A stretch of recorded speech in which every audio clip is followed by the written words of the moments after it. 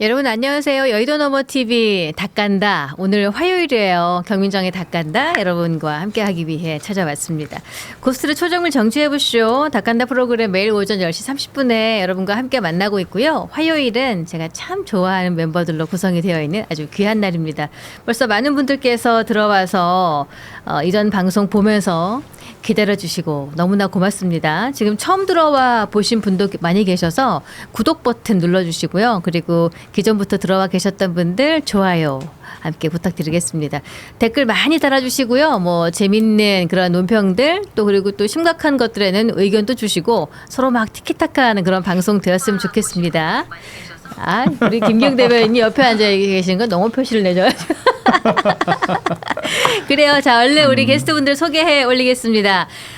오늘 정치뉴스를 다 까볼 세 분, 이동학 전 민주당 최고위원, 김기흥 국민의힘 대변인, 그리고 이기인 개혁신당 사무총장 어서 오십시오. 네, 안녕하세요. 좋아요 눌렀습니다. 눌렀어요? 좋아요 누르고 바로 시작합니다. 아니 그래서 잘했어. 이렇게 하다가 나도 눌러야지. 네, 저는 PC로도 누르고 여기 유튜브로도 누르고 네. 여기 켜 두신 그 스튜디오 메인 PC가 있어서 이게 한 개씩 다 누르고 이게 계신 분들은 많이 계신데 좋아요가 몇 개 되지가 않아요. 이 좋아요를 많이 눌러야 이 논평이 많은 곳에 회자되겠습니다. 자, 본격적인 정치해보시오 주제로 넘어가도록 하겠습니다. 빠밤. 빠밤. 미친 짓이야. 미쳤나봐. 미쳤지. 어제 뭐 하는 거야? 단체로 105명이나 서가지고 뭐 하는 거야 그게. 아주. 근데 이 공취모 요거 우리 대통령님이 그전에 정청래 대표가 뭐 대통령을 위하는 법안을 발의하려고 그러고 막 앞서 나가려고 하는 거에 굉장히 좀 불편한 심기를 드러내면서 좀 자제하시는 게 좋겠다 이런 메시지가 간간히 나왔잖아요. 이거 좀 불편하실 것 같은데 이게 너무 성대하게 치러졌어요. 105명의 의원이 출범식에 참석해서 와 105명이면은 지금 162명 가운데 세상에 엄청 많은 인원이잖아요. 이 공취모의 출범 이동학 최고위원 어떻게 보십니까? 빌런 출발. 이거는 검찰이 빌런 짓을 했잖아요. 네. 그래요? 처음부터. 그래요? 의도하고 아니 상대 야당 대표를 갖다가 여러 개의 수사를 그렇게 전방위적으로 들어가는 경우가 있습니까? 그러니까 죄가 있으니까 그랬잖아. 거꾸로 한번 조사해 보자고요. 그래서 저는 국정조사는 당연히 해야 된다라고 생각하고 네. 검찰의 이 무소불위의 이 권력을 휘두른 것에 대해서 남용된 것에 대해서 없는지 있는지 이런 것들은 당연히 살펴봐야 된다 봅니다. 그래서 105명이 지금 출범을 했는데 네. 이게 이제 처음에는 뭐 반청 뭐 전선 아니냐라고 이제 막 보도가 나오니까 마치 개파 싸움이 있는 것처럼 했지만 내부 이 인원들을 보게 되면 또 그렇지 않아요. 그렇기 때문에 이게 무슨 뭐 친명 대 반청의 뭐 갈등이다 이렇게 보는데 그건 전혀 이제 그런 것은 아닌 것 같고 이제 국정조사를 위한 모임이다. 저는 이렇게 보고 있고 어쨌든 검찰도 본인들이 휘두른 것에 대한 대가 이런 것들은 분명히 감수하고 있을 겁니다. 본인들도. 그걸 조사하기 위해서 하는 거죠. 그리고 요거는 동의하십니까 이 모임에 출범에? 네, 그렇죠. 네. 필요한 거다. 정말이야. 그렇게 동의합니다. 정말이에요. 자, 그러면 김기영 대변인. 네, 궁금한 게 이동학 최고님께서 이게 보면 의원들만 올리잖아요. 일반 사람들 올리면 거기 이름 올리실 거예요? 일반 사람들이요? 우리 최고 같은 경우. 그러니까 원해나 좀 필요하다고 생각합니다. 이름 올릴 거예요. 역사 이름이 박제가 될 텐데. 계엄만 아니면 됩니다. 저는. 그래요? 계엄은 그러니까 저는 그 말에 대해서 동의할 수 없는 게 계엄은 내란인지 여부는 지금 재판 중이고 처벌을 받고 있잖아요. 네. 아니 우리 국민이 뽑은 대통령을 헌재에서 파면시켜서 내려왔습니다. 그러니까 과거입니다. 자꾸 그것을 현재 진행령으로 민주당이 제가 볼 때는 계속 내란파리를 한다 보고 저는 그거예요. 사법의 영역대로 진행되고 있습니다. 근데 지금 이재명 대통령은 뭡니까? 선거에 이겼다는 이유로 재판 중지를 넘어서 재판을 삭제하려고 하잖아요. 근데 모든 것이 검사 탓이다? 그렇게 보시면 좀 안 되죠. 저는 이제 추가적으로 조금만 말씀 더 드리면 국정조사는 좀 필요하다고 봐요. 그런데 여당에서 보통 이런 모임을 만드는 건 국민들의 여론을 막 환기시키려고 야당에서 주로 하는 거잖아요. 그래서 막 여러 도시를 들면서 막 집회도 하고 이런 거잖아요. 근데 여당에서 사실 이런 모임이 만들어진 건 조금 의아하긴 하죠. 네, 그런데 국정조사에 타깃을 맞추고 그 활동을 했으면 좋겠어요. 근데 여당 내부에서 뭔가 계속 여론을 만들기 위한 노력들을 하고 야당이 하는 형태로 이런 모임들을 해나가면 사람들이 의아해할 거예요. 아니 여당은 다수당이기도 하고 뭔가 제도나 법적 미비점들이 있으면 본인들이 그러한 제도를 개선하기 위해서 사람들에게 뭐 이 법안을 제시하고 뭐 이런 활동 실제로 그런 것들을 하면 되는 거거든요. 근데 그게 아니라 그냥 여론전을 펼치기 위한 것이라면 그럴 때 지금 뭐 하시는 비판점에 대한 부분은 약간 인식을 해야 된다라고 생각을 하고 다만 좀 국정조사나 이런 것들은 분명하게 검찰이 무소불위의 권력을 휘둘르려고 했었던 그런 지점 그리고 외압에 의해서 자기네 사건들을 뭐 예를 들면 김건희 사건 같은 거 다 덮어주고 이쪽은 완전히 수사하려고 했고 이러한 정황들 이건 완전히 전 불법적인 문제가 있다라고 생각을 하기 때문에 그 부분에 대해서는 좀 조사가 필요하다 봅니다. 그러니까 망상에 빠진 분들을 논리로 반박하려니까 이게 쉽지가 않아요. 이 김건희 여사 같은 문제도 문재인 정부 때부터 윤석열 정부를 지나 이재명 정부까지 거기다가 이재명 정부가 압도적인 집권 여당의 의석수로 밀어붙여서 특검까지 했지만 그 정도의 형량이 나왔다면 우리나라 법리와 제도상 그 정도밖에 처벌할 수가 없는 건데 그걸 뭔가 또 검찰이 봐줬다라든지 정권의 입맛에 맞게 유불리를 따지는 게 전 이해가 안 되고요. 이재명 대통령의 대장동 사건 야당이 먼저 제기했습니까?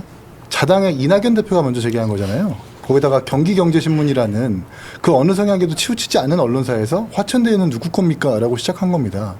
당연히 지분율대로 출자받지 못하고 투자금을 회수하지 못했기 때문에 이건 이상이 있는 문제인 거고 그럼 당연히 수사를 해야 되는 거예요. 근데 이걸 그냥 무조건 검찰의 탄압이다, 지난 정권의 탄압이다라고 프레임을 씌우는 것은 문제가 있는데 탄압이라는 프레임을 씌워서 빠져나가려는 저 의도로 보이고요. 세상에 공소 취소 모임이 무슨 소리예요. 어떻게 대통령이 연루되어 있는 정확하게 1심에서도 대장동 사건 업자들은 돈을 받아가지고 유죄를 받았고 대북송금도 마찬가지로 1, 2, 3심 공의 이화영 전 평화부지사가 유죄를 인정받았어요. 실체가 없는 사건이 아니란 말이에요.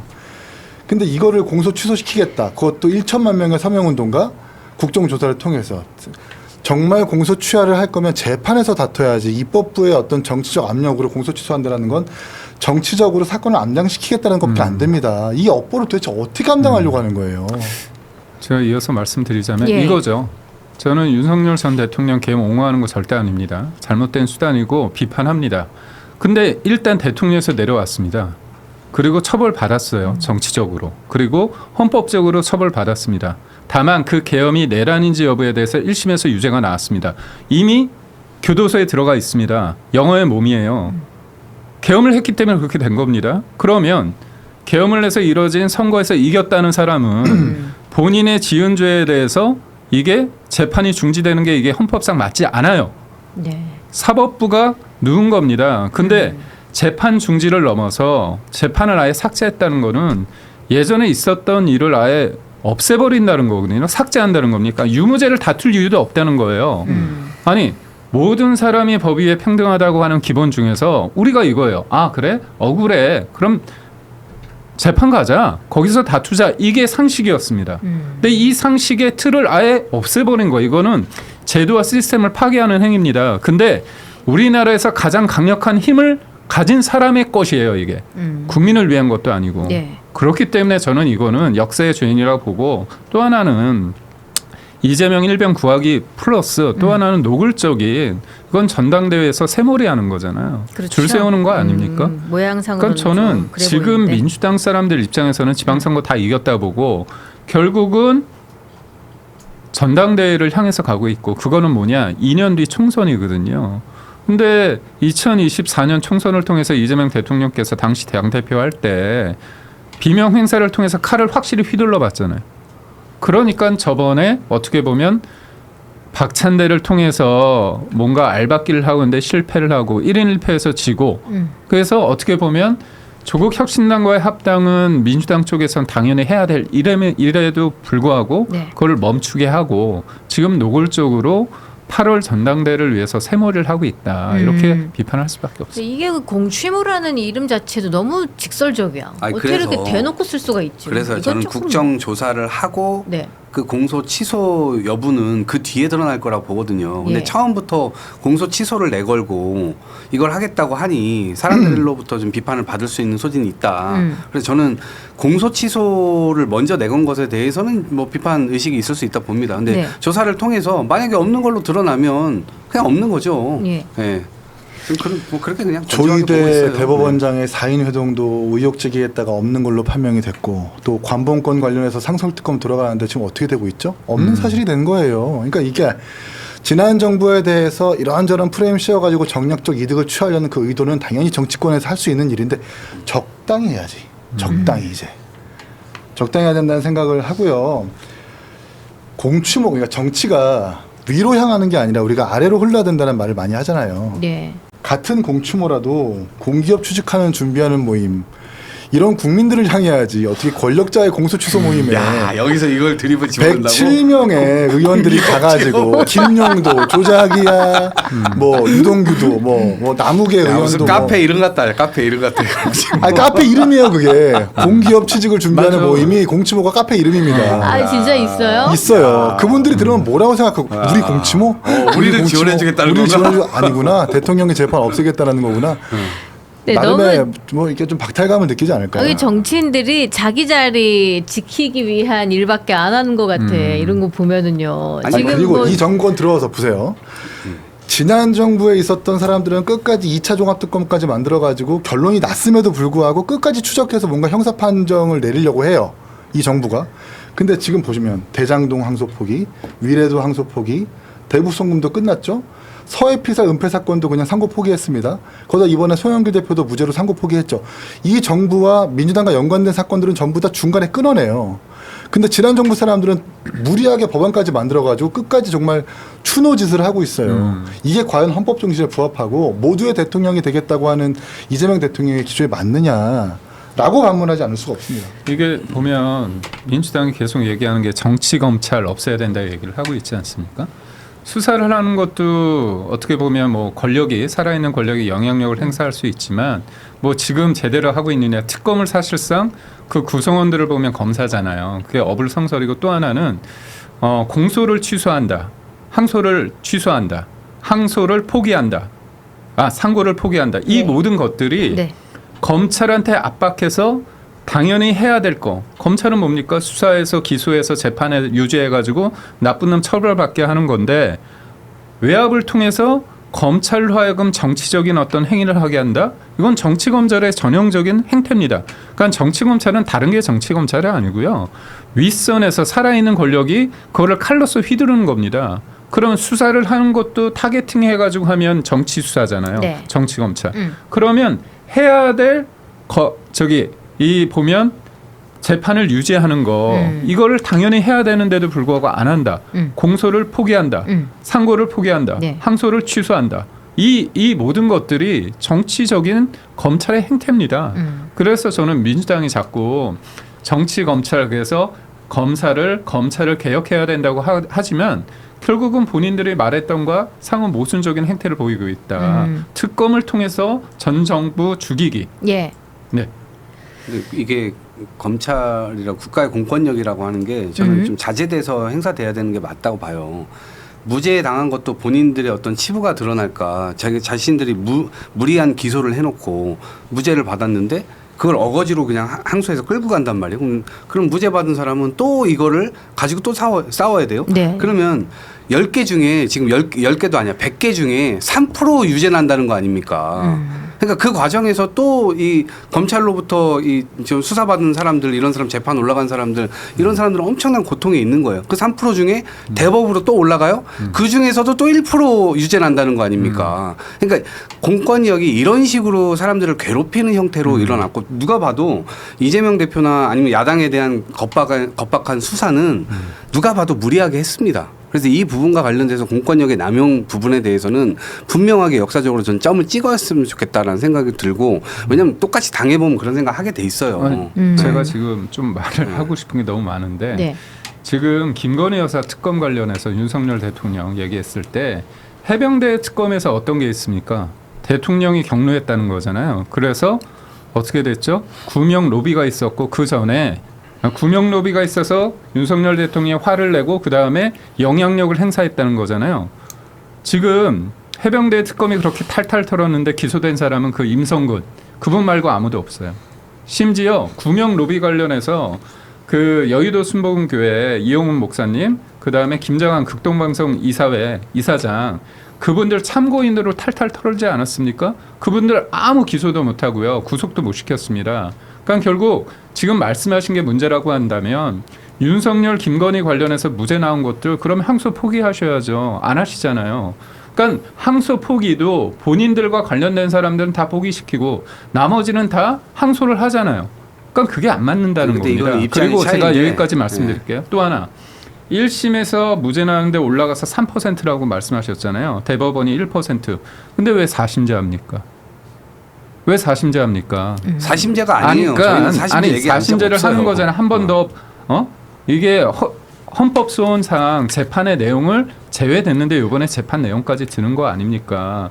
그렇다면 말이 안 맞아요. 빠른 어떤 재판을 진행하기 위해서 대법관 수를 더 늘린다? 그러면 하급심에서 속도가 나지 않잖아요. 그런 와중에 또 4심제를 하는데 또 여기에서는 항소 포기한다. 그거는 본인들 사람들은 항소 포기하고 나머지는 끝까지 끌고 가겠다는 거잖아요. 그러니까는 우리에게는 이롭게 상대 진영에게는 불리하게 법을 잡고 이런 식으로 정권이 바뀌면은 또 자기 진영에 유리한 대로 하다 보니까 자꾸 이어지는 폐해가 연결고리처럼 자꾸 이어지고 있는데 근데 어쨌든 뭐 지금 공치모 모임으로 잠깐 돌아가면은 이게 사실상 개파 모임이잖아요. 뭐 공소 취소를 위한 모임이라고 거창하게 간판 달았어도 뭐 친명 개파 모임이잖아요. 그러니까 그런 거잖아요. 친명을 가장한 반청 모임인지 네. 아닌지는 모르겠습니다만 이 공취모라는 세력의 어떤 출범을 두고 정청래 대표가 이렇다 할 메시지가 없어요. 뭐 당연히 해야 된다든지 뭐 축하한다든지. 근데 또 마침 그 당대표 직속에 공소 취소 공조직이 있거든요. 네. 그러니까 성격이 같아요. 그 공조직은 그대로 두고 별도의 모임을 만든다라는 것은 두 가지겠죠. 하나는 정청래 대표의 그 공조직이 기능을 못 하고 있으니까. 그래서 못 믿겠으니까 우리라도 먼저 모임을 만들어서 공소 취소를 본격적으로 주장하자. 네. 또 하나는 어쨌든 정말 개파의 어떤 세력의 출몰이라고 네. 판단할 수 있는데 두 개 다 제가 볼 때는 그 의미가 분명히 맞아떨어질 것 같고 아마도 8월달 전당대회에서 이 107명인가요? 104명의 개파가 아마 두드러지게 활동을 할 겁니다. 그게 조국혁신당과의 합당 내지는 기존의 정청래 대표를 떨어뜨리겠다라고 하는 그런 뭔가 가시적인 활동들을 앞으로 지방선거 끝나면 보여주지 않을까라는 예견을 좀 해봅니다. 아니 근데 거기로 연결이 안 될 것 같고 여기에는 지금 박수현 수석 대변인, 한민수 비서실장, 권양엽 의원 이런 분들도 지금 다 정청래계라고 지금 해석받고 있는 사람들이잖아요. 근데 이런 분들도 지금 참여를 하고 있고, 그러니까 감시하러 가야지. 성격 자체가 그런 성격이 아니라니까요. 무슨 얘기하지? 나 단톡방에 들어가 있어야 되는데. 무슨 얘기 하는지 네. 한번. 그럼. 그래서 일단은 뭐 보려고. 그런 이간질에 넘어가지는 않을 것 같고요. 근데 이거는 이거대로 저는 지금 비판점에 대해서는 뭐 수긍할 만한 건 수긍을 해가면서 네. 실제로 제도적으로 할 수 있는 것들, 이런 공소나 이런 것들 좀 남발되지 않도록 하는 것들 이런 것들에 대해서는 좀 힘을 쏟을 필요가 있다고 생각을 하고요. 네. 그다음 아까 헌법소원 말씀하셔가지고 저는 헌법소원도 뭐 논쟁의 여지는 있을 수 있다. 그렇지만 국민의 기본권을 좀 더 두텁게 보호한다는 취지, 그 취지를 좀 더 살려서 이런 부분들은 그 법이 갖고 있는 취지가 있기 때문에 그리고 추후에 그런 뭐 부당한 문제들이 또 일어날 수도 있겠죠. 법이라고 하는 게 처음부터 완벽하게 되는 게 없잖아요. 대부분 다 재개정 뭐 하게 되고 이러니까 저는 이런 부분들도 개선해 나가면서 차츰 더 발전시켜 나가면 된다 이렇게 생각합니다. 윤석열 대통령의 내란 우두머리 재판도 헌법소원 가야 되는 거예요? 저한테 물어보시는 그러니까 저한테 이게 물어보시는 거예요? 물어보는 겁니다. 그러니까 대법원이 보면 아니 기본 인권을 침해했다고 생각하면 본인이 신청해 볼 수 있겠죠. 근데 헌재에서 판단하겠죠. 그러니까 이게 네. 1심, 2심은 사실심이고 대법원 법률심이잖아요. 법률을 제대로 적용했는가.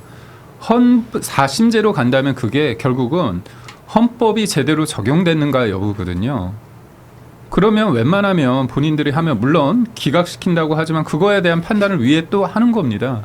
그러면 지금도 30제 때문에 힘든 사람들이 많은데 아까 그 이동학 최고위원 말씀대로 한다면 1심에서 기껏해야 3% 유죄가 나온다고 하는데 그렇다면 거기까지 갈 이유조차 없는 거죠. 다 1심으로 끝내야죠. 이게 뭐 3심, 4심 이렇게 여러 번의 재판을 받아야 되면 될수록 뭐 일반 국민들 입장에서는 법률 비용 차원에서도 상당한 부담이 되는 거란 힘들죠. 이야기를 하더라고요. 아니 예. 다 받을 수도 없어요. 다 받을 수가 없다고요. 그러니까 모든 재판 받는 사람들 대법까지 마쳤을 때 또 다시 모두가 다 거기로 간다? 전 그렇게 보지 않고요. 비용도 돈이 없는 사람 무조건 변호사를 하긴 맞아요. 근데 국선 변호인 할 수 있잖아요. 제도가 그렇게 되어 있고 국선 변호인이 싸워서 얘기해줄 수 있나? 그런 부분들을 지원해서 하면 근데 돈이 없어서 못 하는 건 어쩔 수 없는 거지. 그거는 1심도 마찬가지예요. 1심에서부터 아니 마찬가지예요. 근데 배나무 밑에서 가끔 고쳐내지 말라고 하필 대통령이 대법원에 유죄취지 파기환송으로 아마 퇴임 후 끝나면 그 확정이 될 거예요. 그런 정권에서 3심 대법원을 확정하지 않고 한 번 더 심급을 만들어가지고 심사를 받게 하는 그 법안을 만들어. 어떻게 생각해요 우리가? 야당에서 어떻게 생각할 것 같아요? 아니, 근데 아시잖아요. 대통령의 유죄취지 파기환송을 어떻게든 번복시키려고 하는구나라는 나쁜 정치적 의도로밖에 해석이 안 되는 거잖아요. 근데 그런 비판을 하실 수 있다 보는데 똑같이 한번 당해보라니까. 그러면은 이게 공정한 우리는 당할 일이 없어. 대장동 결재를 안 하니까. 공정한 사법부라는 생각이 당연히 안 들죠. 우리는 김문기 네, 씨를 누가 알아도 봐도. 안다고 얘기하지 모른다고 아니, 얘기하지 아니, 않아요. 아니 누가 봐도 지난 대선 때 법원이 공판 기일 잡으면 되는 거예요, 안 되는 거예요?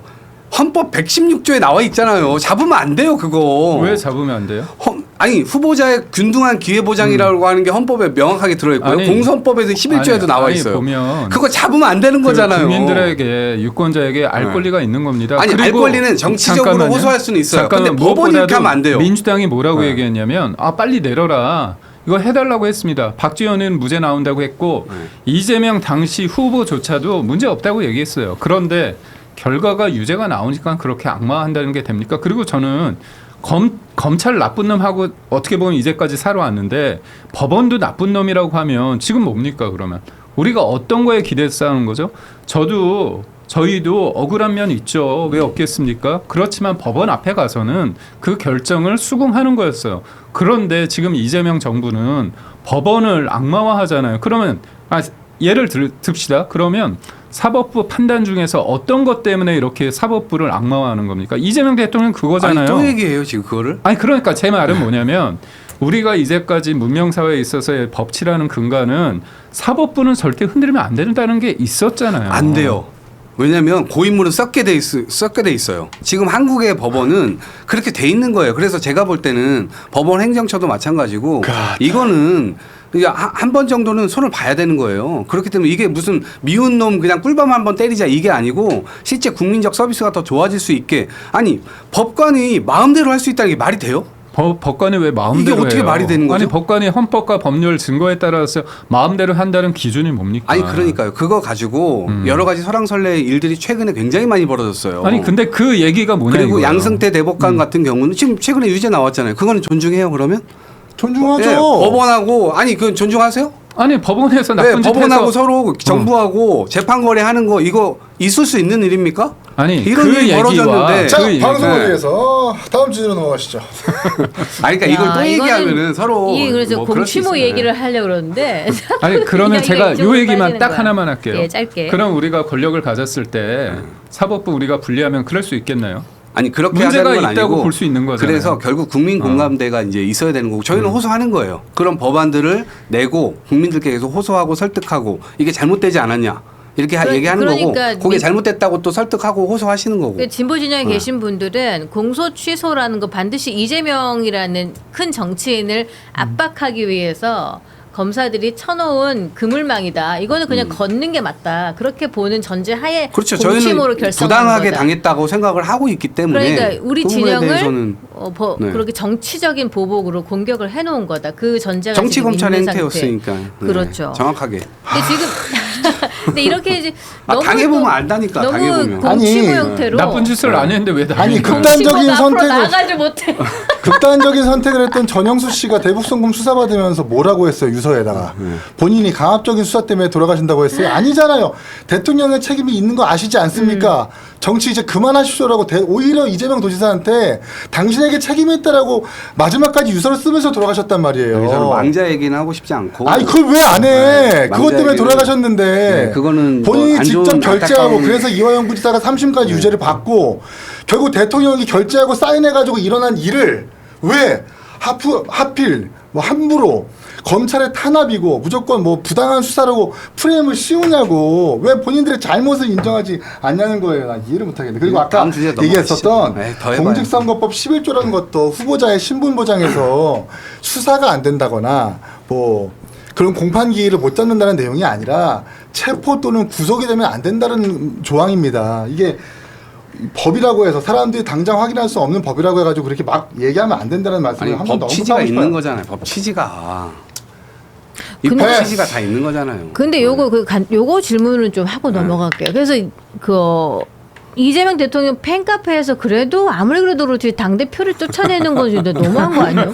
투표를 통해서. 몰라요. 그냥 다 이상해요. 지금. 왜 그래? 아주 그거는 약간 진짜 저는 아니지. 균열의 어떤 서막이 조금 열리고 있는 거 아닌가라는 생각이 좀 걱정이 좀 들어요. 지금. 그러면 지금 하는 거는 조금 다 과한 거죠. 네. 과하게 그쵸? 네. 어떻게 당 대표를 그럴 수가 있어요? 네. 그래도 같은 그러니까 팀이라면 당대표가 움직인다며. 흔들려서 여당이 분란으로 가게 될 경우 네. 누구에게 도움이 될 것인가를 생각해 보면 뻔한 거잖아요. 그러니까 이렇게 하는 게 진짜 지키는 행동일까? 라는 저는 의아스러움이 있고 이 싸울 때 싸우더라도 적정하게 동료의식 갖고 싸워야 되거든요. 그래도 좀 약간 힘을 좀 보태야 되는 그런 상황이니까. 네. 근데 이게 만약에 분열돼 버리면 상당히 힘들어지겠죠. 근데 민주당이 지금 이런 형태를 보이고 있는데도 국민의힘에서 근데 국민의힘이 지금 반박할- 힘을 못 쓰고 있으니까 반박할 저희가 만한- 이렇게 해도 그냥 저희가 다 큰 그림 그리고 넘어가는 있어요. 거예요. 큰 그림. 언제 그림 완성하는데 이제 막 완성되니까 이제 스케치북 종이 뽑고 있는 거 아니에요?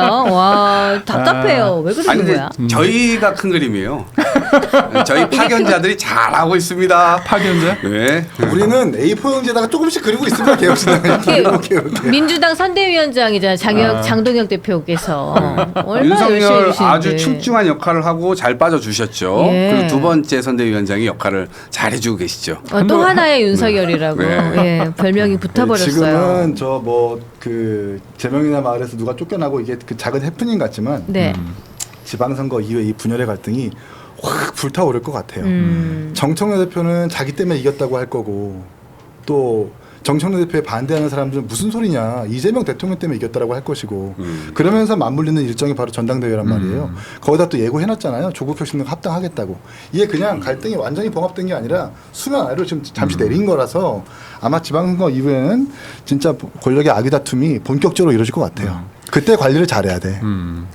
아니 보면 우리가 그 정봉주 후보 있지 않았습니까? 네. 2024년도에 네. 그분이 1등하다가 김민석 후보 당시 당대표 후보였던 이재명 당대표 후보가 같이 타가지고 왜 표가 안 나 이래서 이제 확 뒤엎었잖아요. 네. 그때 정봉주 후보가 했던 워딩이 지금 상황과 똑같아요. 뭐냐면 당 내부의 암덩어리는 명파리를 잘라내야 된다 이렇게 했습니다. 명파리. 근데 지금 최근에 김어준 씨가 네. 했던 말이 이른바 돈을 받고 하는 가짜 지지자들, 돈 받고 하는 가짜 지지자들 그 표현을 하고 가짜 지지자들이 지금 고스란히 친명이 돼 있다 그 표현을 썼고요. 또 조국 대표가 또 뭐라고 얘기했냐면 뉴 이재명을 내세우고 자신들이야말로 찐명 또는 이재명 지키기 인양 행세하는 정치인 중 과거의 노무현 문재인 이재명을 야멸차게 공격 비방한 이들을 쉽게 찾을 수 있다.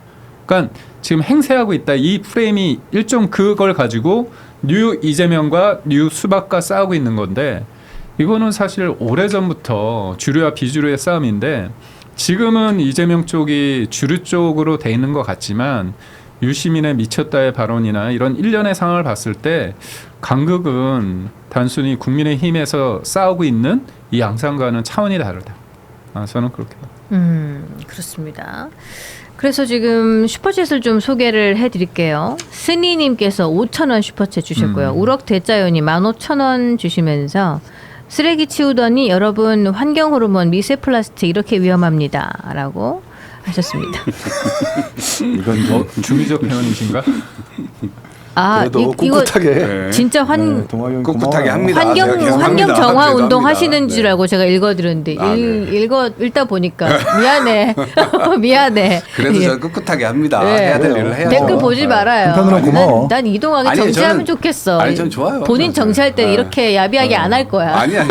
저 지금도 야비하지 않습니다. 맞아요. 이 방송을 위해서 좋은 역할을 하고 있죠. 그래, 네. 아주 훌륭합니다. 예, BGK님 2,000원 주시면서 기인이 형 디스크 또 터진다. 이미 터졌어요 어제. 나 지금 허리 괜찮냐는 얘기가 막 올라와요. 방송 한 번 올 때마다 동학이 형이랑 한 번 할 때마다 하나씩 터져요. 속 터지는 게 아니라 디스크. 터지고. 빨리 민주당으로 와야 되는데 괜찮아요. 지금 아. 이렇게 사서 고생을 해요. 진짜. 민주당 뭐 그 내부로 진입해가지고 예, 대통령 좀 괴롭혀드려요. 개혁신당에서는 뭐 파견 같은 거 안 보내나? 파견? 파견을 보내서 여기서 뭐야? 뭐 작업을 해야 돼. 우리는 트로이 목마야, 트로이 우리는 목마. 국민의힘에 그냥 트로이 목마. 안에 꽉 파견 들었어, 안에 보낼 돈이 그냥. 없고 파견 보낼 돈이 없다. 아, 정치는 잘해야 되는데. 예, 좌우 말고 직진님 2,000원 주시면서 예, 읽어드리기가 어려운 말씀 해주고 계시고요. 우주사관님 예, 6개월 연속 가입이라고. 윤석열이 군인으로 그러니까 가입 회원이 되어주셨어요. 아, 고맙습니다. 회원. 예, 윤석열이 군인으로 국회 선관위를 침범하듯이 국회 여당이 마음에 안 든다고 법원을 침범하네라고 말씀해 주셨네요. LLLZ7L님 1,100원 후원 주셨고요. 김진영님도 5,000원 감사합니다. 저 BGK 2,000원 더 주셨고, 여러 번 주셨어요. 예, 여러 번 주셨고, 도그 피그님도 감사하고, 성남총각님은 제가 이거 펌클렌징 광고를 하니까 한동훈 대표 집에 펌클렌징 하나 둬야겠다. 세안과 머리를 동시에 할 수 있을 것 같아. 개이득일 것 같다. 14,900원을 주셨습니다. 이런 거 할 때 이렇게 심각하게 아무 말도 안 하시는지 읽은 사람만 반응하면 안 돼. 읽은 사람만 아니, 우리가 이상한 핫하게 상황이 아니 되는 거죠. 주시는 붙였다가- 분들은 너무 감사한 일이죠. 예, 어떤 예. 이유가 됐던. 그래요. 예, 그렇습니다. 일단은 자 다음 주제로 넘어가도록 하겠습니다. Yes. 자, 지금 아주 인천으로 갑니까? 예, 인천으로 갑니다. 인천 계양이 또 민주당 거야? 너무 핫해져가지고 네. 인천 계양에 우리 송영길 대표님하고는 네. 또 그 전에 청년위원으로 청년 청년 최고위원으로 임명을 해주기도 하셨던 친송이죠, 친송. 예, 친송이십니까? 뭐 거부하지 않겠습니다. 아, 네. 예. 그러나 지금은 죄송이죠. 왜 그래? 완송? 완송. 근데 완송, 완송은 뭐야? 요 일이 있어요. 그러다 어제 소송 나온다. 어제 네, 3시에 김민석 총리가 개항에서 K 국정 설명회를 가졌는데 김남준 전 대변인은 여기 참석을 했어요. 지금 화면 나가고 있는데 인천시장을 노리는 박찬대 의원도 왔어요. 근데 송영길 전 대표가 오지 않은 거야. 사퇴한 김남준 전 대변인의 첫 개항을 지역구에서 일정에 김민석 총리가 같이 어깨를 나란히 해줬단 말이에요. 요거 어떻게 봐야 되는지. 근데 의중이 이제 그쪽으로 좀 아다르고 기우는 어다른 건가? 건데 네. 김민석 총리가 김남준 뭐 이 대변인의 행보에 뭔가 같이 해줬다. 네. 이거는 말이 안 맞는 거예요. 왜요? 왜냐면 국정 설명회는 미리 이거 잡혀 있었던 거고 이분은 그 뒤에 사태에서 지금 나온 건데 누가 누구한테 뭘 해줘요? 해주기는. 와. 그래도 제가 이제 옆에 취재를- 누가 있는가가 엄청 중요하잖아요. 그러니까 김남준 대변인이 왔다 하는 말은 그 말은 맞죠. 네. 근데 김민석 총리가 뭘 해줬다라고 하는 말은 앞뒤가 안 맞는 얘기라고요. 그래요? 그거는 네. 앞뒤가 너무 아. 잘 맞는데. 네, 앞뒤가 안 맞는 얘기고 송영길 그냥- 대표의 경우는 제가 예, 취재를 좀 해보니까 초중 고등학교 아들 졸업식에 한 번도 못 갔다는 거예요. 아. 전부 다 개항에서 초등학교 초중고등학교 나온 오늘 아들이 뭐 게시물 하나 올리셨던데. 그런데 그게 어제인데 네. 어제 아들이 로스쿨 졸업식이 있었어요. 맞아요. 거기에 오래전부터 이미 졸업식 날은 확정돼 있잖아요. 그러니까 거기에 이제 아들의 졸업식 아. 거기에 이제 가는 걸로 이미 일정이 정해져 있었고 그게 이제 겹쳐서 가족들과 일정을 보낸 것이고 네. 그래서 뭐 갔다 안 갔다 이거 가지고 뭔가 또 이 김민석 총리의 의중이나 뭐 청와대의 의중 이런 것들을 김남준 대변인으로 해석을 하시는 분들이 계시던데 그런 것과는 전혀 관계 없다. 그냥 다 우연으로 지금 일어난 거다 이런 말씀드리는 거죠. 그러니까 출소하시고 나서 자녀 졸업식에 이렇게 참석하는 것도 굉장히 의미가 있었겠다. 그렇죠. 왜냐하면 감옥에 있을 때 출마를 했잖아요. 옥중 출마를 했었잖아요. 그 아들이 아버지 대신 광주에서 선거운동을 했어요. 송영길 옷 입고. 그러네요. 예, 생각이 그러니까 나요. 뭉클하죠. 맞아. 그러니까 이제 아들 그렇구나. 졸업식은 한 번은 가봐야 되겠다라고 생각을 했던 거고 그날이 어제였던 거죠. 예, 네. 그 김민석 총리 옆에 같이 가는 것도 참 의미가 있었을 텐데, 그렇죠? 뭐 아들께 훨씬 더 있었죠. 왜냐면 아니, 겹치는 이건 선택이 근데요, 아니니까. 근데 통화는 했다고 해요. 다른 얘기인데요. 네. 김민석 총리가 왜 도대체 국정 설명회를 왜 하러 돌아다니는 거예요? 아니, 전국적으로 이런 홍보를 하고 아니, 다니는 자, 거죠. 네. 임기 8개월, 9개월에 설명할 수 있는 국정보다 해야 될 국정이 더 많은 거 아니에요? 그래도 그리고 이런 거 저런 거 보통- 해보자. 국민 여러분 힘을 모아주세요. 보통 이제 할 수 있죠. 국정에 대한 리뷰, 국정 설명회는 연초 내지는 연말에 1년 동안 열려 있는 회계연도에 따라 가지고 열심히 국정하고 나머지를 보고하는 게 보통인데 아니 지금은 쟤보다 제밥에 더 관심이 많은 것 같아요. 그리고 항상 서울시장으로 거명될 때는 서울 광장 돌아다니고 지금 개항이 뜨고 오니까 개항 가가지고 또 국정 설명을 하고 있고 이걸 오해받기 딱 좋거든요. 그러니까 제가 정치적으로 그냥 마구 공격하는 게 아니라 총리라면 국정을 정리해서 그럴듯한 모습으로 설명하는 기회보다 더 보이지 않는 곳, 음지, 그늘 정말 힘들어하는 사람들을 찾아다니면서 그런 사람들에 대한 우리나라의 어떤 정책들 이런 게 있더라고 설명을 해주는 게 훨씬 더 중요하지. 이렇게 뭔가 사람들 많이 불러가지고 오히려 정치적 오해를 불러일으킬 이벤트를 왜 해야 되냐고. 지금 오해를 불러일으킨다고 하는데 오해 아닙니다. 그렇습니까? 오해해 주세요. 왜 해요? 노골적으로 알았어, 로망이라고 알았어. 했는데 그냥 그 오해해 주세요. 오해야. 알았어. 그냥 오해를 계속 해주세요. 알았어. 그걸 의도하고 있는 겁니다. 아 그래. 아니 의도대로 지금 다 의도했다면 성공이네? 넘어왔네. 아니 그러니까 오해가 아니라 당연히 정치인 총리인데 아니 그래 당연하죠. 노골적인데 아니 저는 진짜 드리고 싶은 건데 근데 팩트는 좀 말씀하셔야지. 포항 갔다가 지금 우리나라 코스피가 5천이 안 됐다 5천을 달려가고 있다 그런 얘기를 한 그건 거예요. 실수죠. 그건 실수야. 포항에서 맞아요. 그러고 나서 개항 가서 이제 수치를 다시 올려가지고 넘었다. 근데 심지어 뒤에 배경도 네. 수치가 잘못된 게 나온 거야. 아이고. 포항에서 그건 실수예요. 4,000대가 나온 거야. 4,600이라고 아마 아. 했던 근데 제가 만들기도 볼 때- 잘못 만들었고 근데 제가 볼 심지어 말하는 것도 잘못 말았지. 너무 웃긴 거 아니에요? 지금 어디 갔다 오시는 거야? 안드로메다 이때 오신 거야. 순식간에 6천까지 갈 줄은 몰랐잖아 우리도. 아니 그게 아니라 제가 드리고 싶은 말은 근데 이분이 전 좀 당혹스러운 게 그때 청문회 때 네. 우리나라 예산이 얼마인지도 몰랐습니다. 질문을 할 때 지금 728조거든요. 네. 이재명 들어서 그리고 또 뭘 물었냐? 우리나라 GDP 대비 부채 비율을 물었어요. 지금 50이 넘었습니다. 이재명 정부 들어서 1,300조에서 1,500조 이미. 그런데 그 당시에 20%라고 얘기를 했습니다. 그러니까 저는 이분이 국회의원도 했잖아요. 그리고 아니 당대표도 로망이고 총리도 하고 싶고 그런 사람인데 우리나라의 예산 규모도 모른다? 아 예산은 맨날 예산 하잖아요.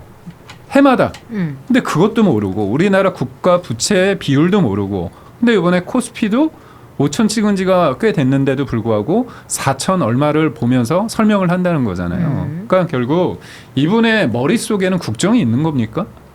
국정이 없는 거잖아요.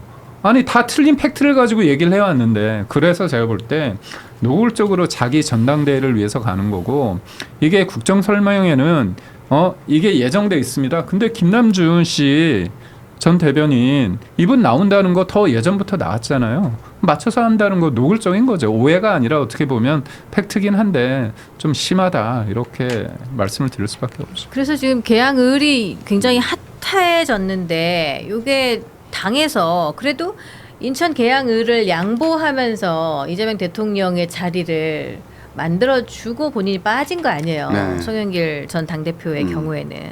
그러면 이거 뭐 김남준 대변인이 아무리 이재명 대통령의 최측근이라 그래도 요 송영길 대표 뭐 경선까지 치르면서 이렇게 가야 될까? 그렇게 안 아니 되죠. 그 동학최고님은 누가 받아야 된다고 생각하세요? 아니 송영길 대표가 당연히 받아야 되는 거고 너무 상수고 그건 너무 당연한 거예요. 제가 지난 재판 갔다 왔다 말씀드렸잖아요. 네. 송영길 대표 재판 가보니까 검찰이 찍소리도 못해요. 뭐 증거 내놓으라고 해도 증거도 못 내놓고 결국엔 무죄 나온 게 그런 거예요. 아니, 당연하죠. 그러니까- 지금 누구 검찰인데. 그러니까 어거지로 기소를 해놨다는 게 그냥 재판 가보면 그냥 뻔히 딱 나왔어요. 그래서 제가 야, 이 재판을 도대체 왜 하고 있지? 이 평일에 사람들 바쁜데 왔다 갔다 오라가라 하고 도대체 뭐지? 이게 딱 드러나는 그런 사건들인데 송영길 대표도 당연히 열받을 수밖에 없었던 거고 사람들이 증거가 있는데 그게 위법 수집 증거니까 무죄가 난 거지라고 얘기를 해요. 그거 그렇게 말씀하시면 안 돼요. 그거 완전 호도하는 거고 잘못 말씀하시는 그래요? 거예요. 송영길 대표 연결돼 있는 증거가 아무것도 없어요. 근데 연결돼 있다고 말하면은 그거 완전 허위 사실이거든요. 그렇게 말씀하시면 안 되고 그런 사실 자체가 없어요. 그리고 증언을 회유당한 이정근의 증언은 있는 거예요. 회유당한 증언. 근데 나중에 그것도 이상하게 막 얼버무려버렸잖아요. 아니 제가 팩트를 그래서 하나 그 말씀 부분과 다음에 제가 관련돼서 말씀드릴게요. 네, 네. 그래 그 부분과 관련된 거고 당시에 어쨌든 자기가 잘못은 없어도 검찰의 칼날이 들어올 때 민주당에 이런 피해가 갈 것을 어쨌든 뭐 이렇게 우려했던 거 아니에요? 전직 당 대표로서. 그래서 내가 무죄 받고 돌아오겠다. 라고 해서 당에 부담 주지 않겠다라고 했었던 선당후사의 정신이 있었던 거고 그게 무죄가 났으니까 그건 돌아가는 건 너무나 당연한 수순이고 당시에 이재명 대표가 엄청난 검찰에 또 폭거를 당하고 있을 때 어찌됐건 민주진영 전체가 좀 살기 위해서는 이재명 대표에게 뭔가가 활로가 좀 필요했었잖아요. 근데 그거를 이제 비껴주면서 대통령 후보가 개항에 오는 거는 이 송영길이 비켜줄 수 있을 만한 명분이 됩니다 해가지고 지역구 주민들을 설득시킨 거잖아요. 그래갖고 빠져주고 이재명 대표가 오면서 진영이 다시 살아난 거잖아요. 그러니까 그게 연결고리가 그렇게 있는 거여서 수많은 사람들이 송영길 대표한테 빚을 졌다고 생각해요.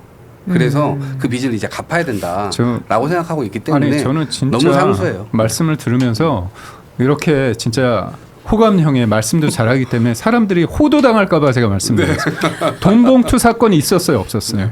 그러니까 그거는 있었다고 얘기했잖아요. 송영길 대표하고 아니, 그러니까 제 연결고리가 돈봉투를 왜 뿌립니까? 그건 모르죠. 왜 뿌리긴 당대표 만들려고 뿌린 거예요. 아니 제가 말씀드릴게요. 제가 그때 돈봉투 관련해서 저도 기자회견한 거 아시잖아요. 아니 제가 말씀드릴게요. 전수 좀 우선 하자고. 대법원에서 확정 판결 받은 게 윤관석 의원이 돈봉투 관련해서 그걸 만들고 뿌렸다는 게 걸려서 됐습니다. 근데 이정근이라는 사람이 사무부총장인데 녹취록이 다 나옵니다. 휴대전화 석대에 어마어마해요. 다 나옵니다. 뭐 이거 내가 돈 주러 갔더니 몇 개 봉투 더 달라고 해서 줬어. 어떻게 만드는지 녹취록이 너무 생생해요. 그때 이 사람의 개인 비리로 검찰이 수사를 하다가 거기에서 돈봉투 정황이 나온 거예요. 그래서 이 사람한테 휴대전화를 이미 제출받는데 동의를 합니다. 이거 제한 없이 다 한다고. 그래서 그걸 가지고 윤관석이라는 사람 이분이 송영길의 최측근이에요. 윤관석 의원이. 그래서 1심, 2심 다 대법원에까지 확정 판결 받았고 그 녹취가 문제없다고 됐어요. 그런데 갑자기 이 녹취, 대법원에서 유죄 판단이 된 이 녹취록을 송영길 의원 관련해서 했을 때 갑자기 이걸 위법하다고 한 겁니다.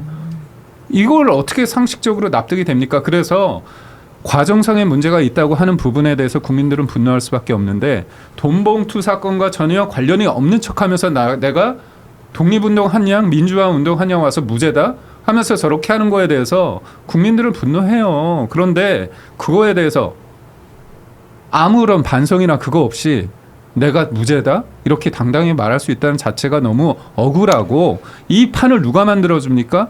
이재명의 검찰이 상소를 포기하는 겁니다. 항소를. 그래서 무죄가 된 거예요. 이거 짜고 치는 고수도 아닙니까? 그러니까 이제 이 법원으로부터 발부받은 영장을 집행을 하는데 이제 송영길 대표가 간부로 있는 그 먹사연이라는 단체가 있었어요. 그 먹사연에 대해서 추가 압수수색을 해서 여기가 창구로 이용하는 건 창구로 이용되는 건 아니냐라는 검찰의 어떤 중심을 잡고 그렇게 재판을 나섰는데 재판부가 먹사연은 사실 상관없는 데에다 우리가 발부해준 압수수색 영장이라고 하는 것은 의원들 중심으로 하는 것이지 아직까지 연결고리가 파악되지 않은 물론 뭐 저도 의심은 합니다만 먹사연 그 단체에 대해서 추가 압수수색은 사실 증거 배제해야 된다라고 그 재판 과정에서 그런 낌새가 있었었거든요. 근데 그게 결국 받아들여진 거라서 검찰의 잘못이 크죠. 사실 좀 치밀하게 수사를 못했다는 점이 좀 아쉽고 자 우리가 지금 얘기하는 건 송영길 대표 어떤 무죄에 대한 어떤 뭐 이 내용을 얘기하는 건 아니고 결국 김남준이냐 송영길이냐잖아요. 제가 알고 있기로는 김남준 씨가 그 대통령의 복심 중에 복심이고 심지어 김현지, 정진상, 김용보다 더 가까운 사람이고요. 술 친구이기도 했었고 이분이 SNS 관리자인데 그냥 흔한 SNS 관리자가 아니라 이재명 대통령이 감정적으로 뭘 못 올리게끔 그냥 마음대로 비밀번호까지 바꿀 수 있는 그런 그 정도의 어떤 정신적 멘토 내지는 복심이에요. 그런 사람이고 또 송영길 대표는 아까 우리 이동학 최고 말씀하신 대로 어쨌든 사법 리스크를 방탄할 수 있는 국회의원 갑옷을 부여할 수 있도록 지역구를 내어주고 어쨌든 대통령이 될 수 있는 계기를 마련해 준 건 아니에요. 이 두 사람은 이렇게 사실 경중을 비교했을 때 누구를 공천을 줘도 할 말이 없기 때문에 되게 난감할 거예요. 근데 이 관리를 잘해야 되는 게 만약에 여기서 송영길 대표한테 공천을 안 주고 김남준 씨한테 줬다. 송영길 대표가 삐딱선을 타면 그때부터는 권력 지형이 바뀝니다. 그때부터는 지금부터라도 막 그 송영길 대표가 인터뷰를 하면서 지금 대통령 외로우니까 난 친명 좌장의 역할을 하겠다라고 나서고 있는데 그런 사람을 공천 안 주고 김남준 씨를 준다.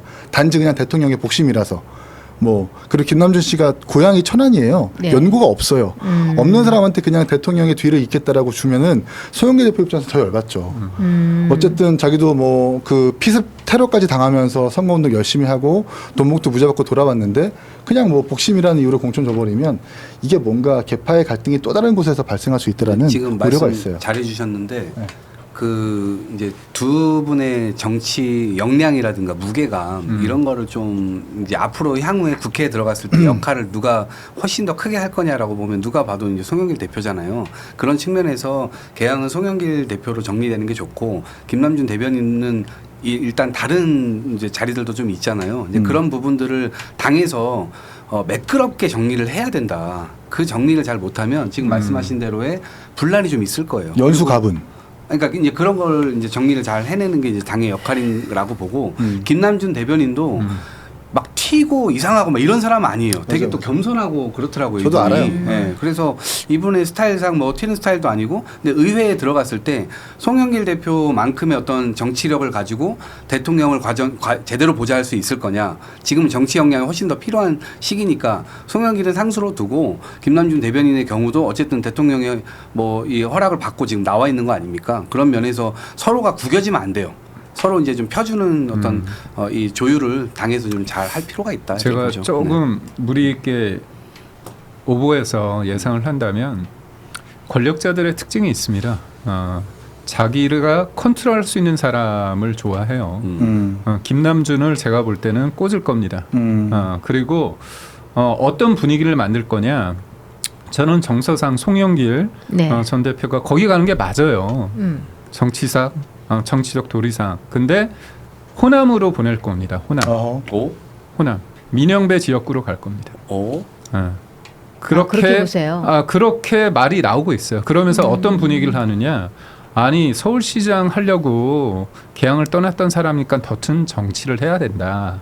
그리고 저번에 광주에서 떴잖아요. 광주에서 나왔었잖아요. 거기 지역구가 어딘지 모르지만 강기정 이분은 못 봤거든요. 김영록 이분도 못 봤습니다. 그렇다면 지금 민영배 얘기가 좀 나오는 것 같아요. 그렇게 정리가 될 가능성이 좀 크다고 보고. 그분을 시장으로 보내고 그 자리에 그렇죠. 보궐 그럴 공천을 가능성이 주고. 크다고. 아니 시장이 아니라 보고 민영배를 시장으로 가고. 그러니까. 그렇게 그 자리에. 하고 예. 이게 이재명 대통령 입장에서는 송 전 대표에 대해서 이렇게 잘 만들어주는 게 중요하다. 만들어주는 게 중요하다. 근데 지금 이미 두 사람이 언급되는 것 자체에 대해서 송영길 전 대표는 기분이 나빠요. 그렇지. 그 송영길 대표가 출소하고 나서 김남준 대변인이 본인 출마 선언을 하고 이게 순서를 보고 본인 덤비는 거 아니에요. 도전을 하는 거 아닙니까? 일단은 뭐 정치는 서로 도전하고 쟁취의 영역이니까 네, 그렇지만은 맞아요. 서로 보온을 좀 해야 된다는 생각은 송영길 대표님 상식적으로 응원합니다. 가지고 있네요. 개항을 해 공천 좀 해주세요. 네, 고생을 제가 많이 해요? 하시고. 광주에다 갖다 아니 공천을 근데 하실 그 분이에요. 요거는 한 말씀 드려야 될 것 같아요. 개항을 주민들 입장도 좀 들어봤습니다. 그렇죠. 네. 아마 압도적일걸요. 잡아놓은 물고기가 아닙니다. 네. 맞아요. 그리고 송영길 뭐 왼쪽에는 청라, 주변에 검단, 막 인천이 지금 주변에서 맞아요. 신도시가 막 핫하죠. 들어오고 네. 핫하고 있는데 개항은 사실 그렇게 지난 15년, 20년 동안 송영길 대표와 이재명 대통령이 지역구 의원을 하면서 이렇다 할 발전 뭐 이런 성과가 없어요. 너무 많이 들어와. 오히려 지금 네, 제가 다른 방송에도 말씀드렸지만 문제야. 이게 인구 유출률이라는 게 있어요. 인천에서 인구 순유입률이 인천이 전국 1위래요. 근데 계양구가 순유출률이 전국 1위입니다. 빠져나가는 도시고 인천은 들어오는 도시예요. 개항에서만 왜 그렇게 빠져나가는 거예요? 그러니까 지금 보니까 뭐 신도시와 뭐 재개발 재정비도 있지만 그게 조금 누적돼 가지고 계속 빠져나가는 게 있고 네. 또 거기다가 이 계양구 자체만으로 자체적으로 걷어들이는 예산으로 계양 독자적으로 도시를 운영할 수 있는 재정 자립도가 거의 뭐 지금 10%대로 주저앉았거든요. 그러니까 이 계양구가 좀 심각한 상황이에요. 예. 그러다 보니까 이게 너무 텃밭이라서 이런저런 여의도 문법상 정치적 의미를 달아가지고 출마하는 것도 뭐 어쩔 수 없지만 개항을 진짜 어떻게 발전시킬 건가에 대한 오히려 비전을. 정치 텃밭이라고 불리는 지역들 있잖아요. 은근히 낙후된 거 알아요? 그럼 호남은 호남 정체, 영남은 영남 정체. 발전이 안 돼. 맞아요. 거기 정치인들이 그냥 가면은 공천만 받으면 되니까 주민 눈치 안 보고 정체가 그 공천권자 눈치를 경쟁이 보는 있어야 거야. 됩니다. 국회의원이 지역구를 챙기는 것도 많지만 예. 맞지만 지금은 어찌됐건 국정 운영 뒷받침 잘하고 또 외교 관계에 있어서도 그렇고 송영길 대표가 다시 돌아오면 여러 가지 할 일이 많을 겁니다. 할 수 있는 일도 오, 그분이야. 오늘 아주 확실하네. 그렇구나. 반 김남준이구나. 김남준 대변인도 순간 표정이 너무 겸손하고 잘 하실 거라 아이, 믿어요. 마가 뜬 거 아시죠? 잘 하실 거예요. 텀이 굉장한 좀 마가 있었어. 떴어. 자 그러면은 너무 몰라요, 고생하셨으니까 우리 국힘 이야기 야 이제 야! 하면 이게 이렇게 핫한 주제가 이제 하면 뭐하냐? 국힘 아니 얘기하자. 좀 더 내가 끌었어야 되는데 이거 지금 시간 이제 끝내야 돼. 뭐 배현진의 뭐 전륜의 이 얘기 해봐야 뭐해. 근데 배현진은 별로 안 궁금하고. 안 해도. 이제 입이 아파. 어떻게 듣는 분들은 귀가 아플 걸. 맞아요. 좋아 맞아. 지금 이제 보수 지정을 괴롭히는 질문을 좀 해보도록 하겠습니다. 국힘 그 지지율 어떻게 해요? TK에서 민주당하고 동률이라고 합니다. 이 오차 범위에서 큽니다. 지금 놀고 있는 상황인데 와 장동혁 대표 특히 저륜 거부하고 나서 2월 19일을 기점으로 와 그 여론조사에서 국민의힘 지지율이 하락세를 겪고 있는데 심지어 대구 경북 지역조차도 민주당과 큰 차이가 없어지고 있고 국힘 당원의 75%가 윤 전 대통령과 같이 가야 한다고 응답한 비공개 여론조사를 장 대표는 제시를 하기도 했어요. 특히 70대에서도 TK에 계시는 70대 어르신들께서도 이런 민주당을 지지하는 그런 성향이 나타나고 있다고 해서 좀 충격적으로 다가오고 있는데 이 저륜 거부에 대한 진짜 보수의 민심 어떻게 보고 계십니까? 보수 주자로서 아니 말씀 이게 보면 일종의 네이밍과 프레이밍이 좀 있어요. 네. 그러니까 제가 아까 말씀드린 거를 빠르게 반복한다면 윤석열 전 대통령이 여튼 계엄을 해서 내려오고 헌재에서 파면당하고 재판 중입니다. 그런데 민주당 쪽 입장에서 끊임없이 이걸 끌고 가고 싶은 마음이 있어요. 근데 장동혁 대표는 분명하게 얘기했습니다. 계엄 관련해서 난 표결 해제했고 네. 표결을 했고 17명과 함께 했고 못 들어온 본회의장에 못 들어온 90명이 함께 들어왔다면 같은 선택을 할 거다. 계엄에 대해서 문제라고 얘기를 한 거잖아요. 아주 노골적으로. 네. 그리고 또 헌재 결정도 존중한다고 얘기를 했습니다. 다만 이번에 관련해서는 무죄 추정이라는 걸 좀 강조를 하셨는데 저는 그럼에도 불구하고 1심 판단에 대한 어떤 존중의 의견을 냈었어야 된다고 봅니다. 그런 부분이 있고요. 네. 그런데 아주 냉정하게 제가 얘기하면 저는 당협위원장이기 때문에 어떤 선택을 하건 지지하는 문자, 어떤 선택을 하건 저희를 비판하는 문자가 옵니다. 그런데 저희 스펙트럼이 다양한데 윤 어게인이라고 규정하는 걸 단순히 윤석열 전 대통령을 다시 대통령으로 만들자 그건 아니거든요, 사실.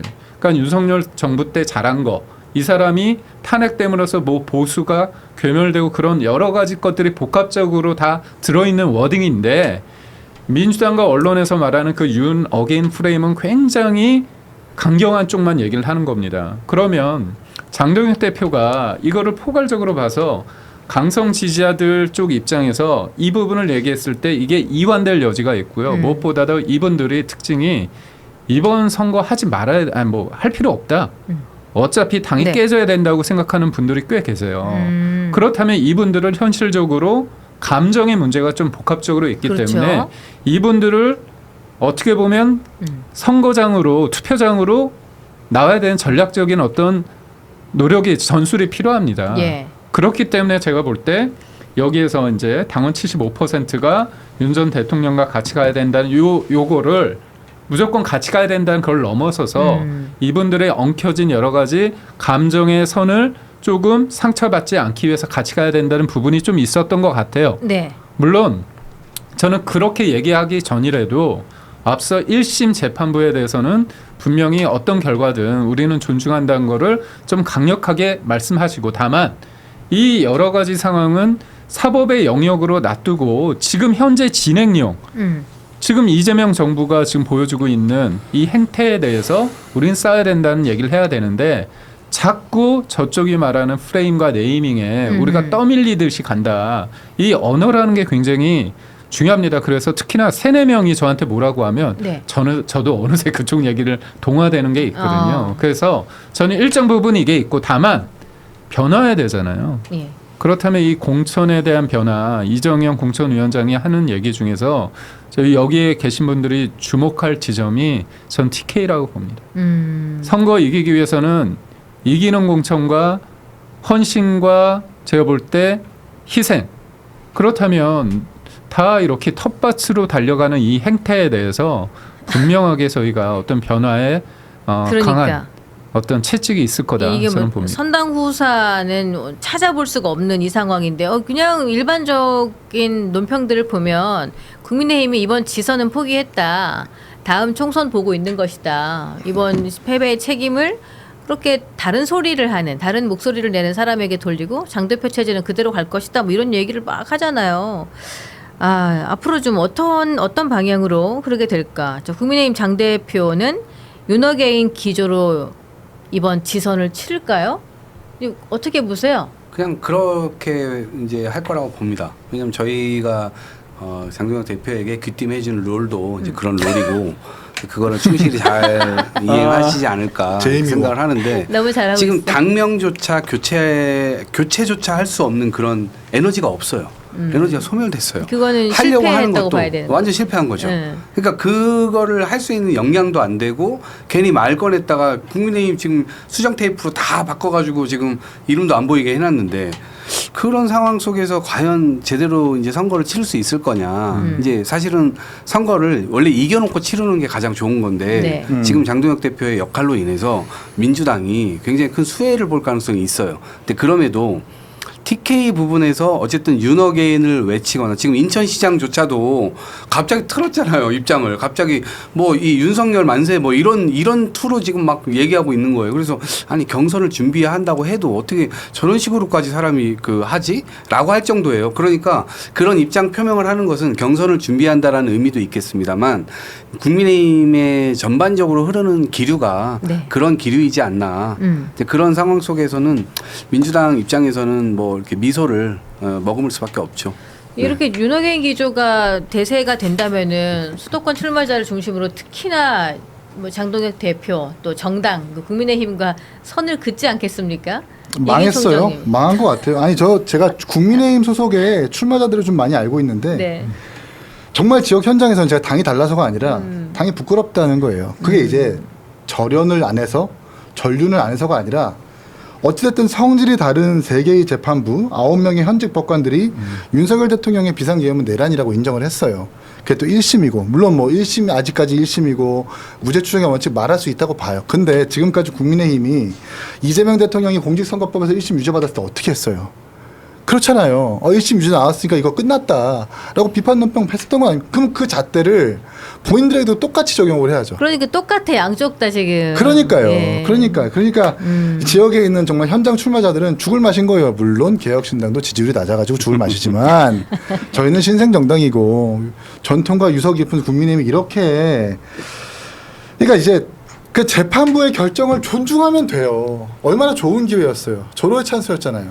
절연하기 힘들고 지금의 주류가 윤 어게인 내지는 윤석열 대통령의 탄핵에 대해서 안타까워하는 사람이 있다면 확 자를 수 없다면 일도 양단할 수 없다면 재판부의 결정을 우리 인정합시다. 그리고 당의 쇄신을 촉구합시다.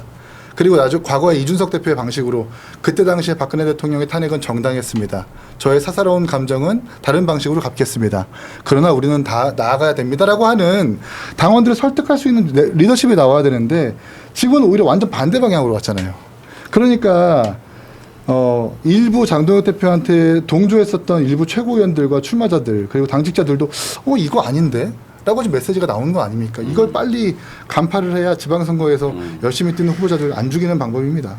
그러게요. 또 대책이 좀 있으십니까? 지금 선거가 100일이 안 남은 거잖아요. 근데 그렇죠. 이제 대책은 99일이죠. 99일이죠. 아마 4월쯤에 경선이 시작될 거예요. 네. 그럼 경선이 어느 정도 되고 공천 작업이 마무리될 때쯤 각 지역별로 구청장들부터 해가지고 지역의 시장, 군수, 구청장 뭐 이런 사람들 1대1로 이제 막 지지율이 나오기 시작할 거란 말이에요. 네. 그때 빨간색이 있을 거고 파란색이 쫙 있을 거예요.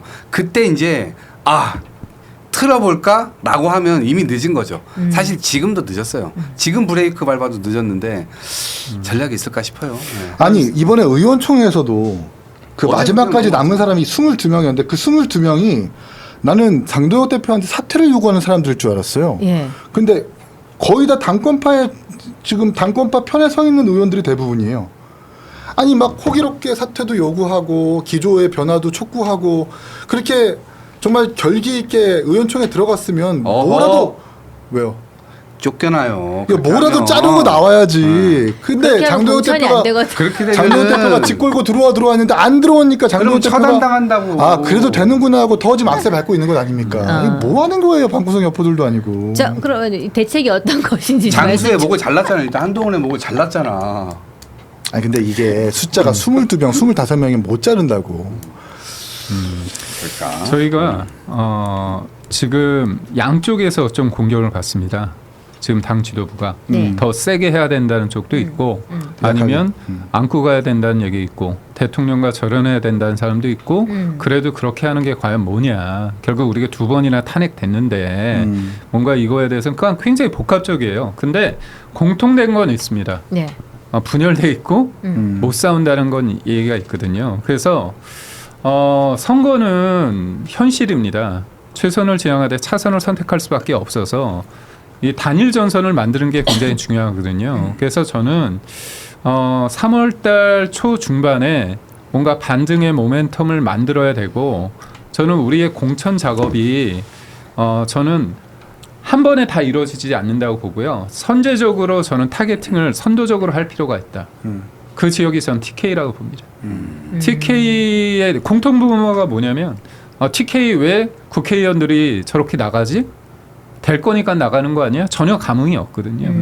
그래서 저는 이정현 공천관리위원장이 이분이 41년간 정치를 했더라고요. 네. 당대표도 하고 이분이 뭐 뒤가 뭐 소위 말해서 다음을 도모할 이유가 없습니다. 뒤가 없지. 네, 그래서 이분이 굉장히 강한 공천을 할 겁니다. 그러면 기득권인 TK 지역에서 국민의힘이 변화를 한다?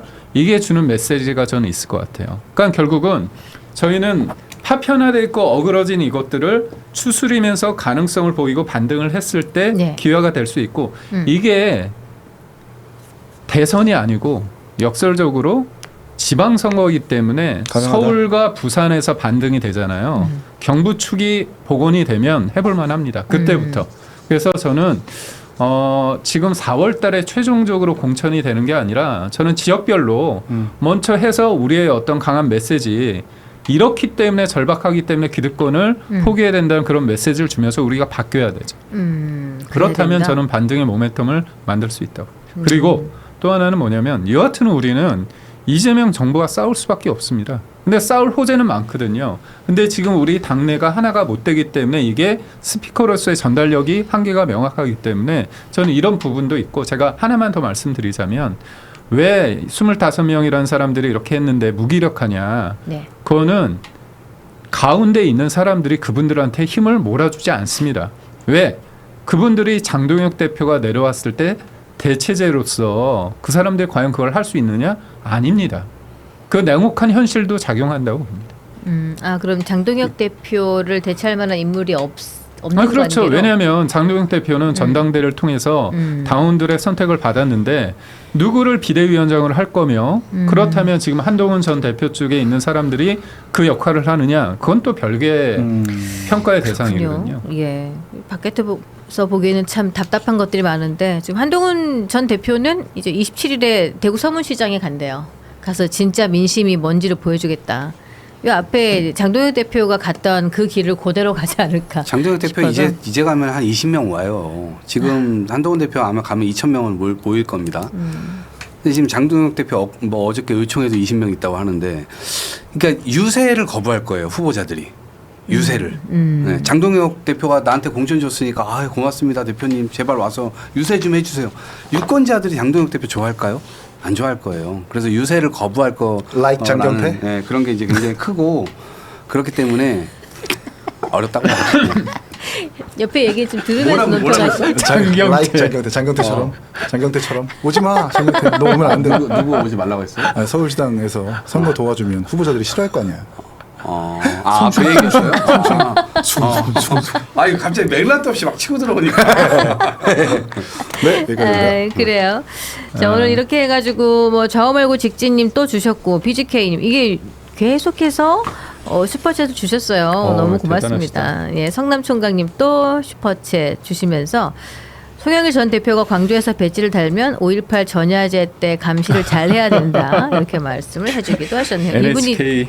이분이 멘트 하시는 게 거의 뭐 그러네요. 논평 수준으로 이렇게 살살 이렇게 비틀어가지고 말씀을 잘 하시거든요. 역사를 잘 아시네요. 그런가 봐요. 아주 관심도 많으시고 후원도 많이 주시고 너무 고맙습니다. 오늘 이렇게 여러 가지 이야기 했는데 여러분 지금 오늘 함께 하신 시간 감사드리고요. 구독과 좋아요 함께 좀 눌러주시면 더 고맙겠습니다. 세 분 자주 봬요. 오늘 고맙습니다. 네, 감사합니다. 감사합니다. 고맙습니다. 네.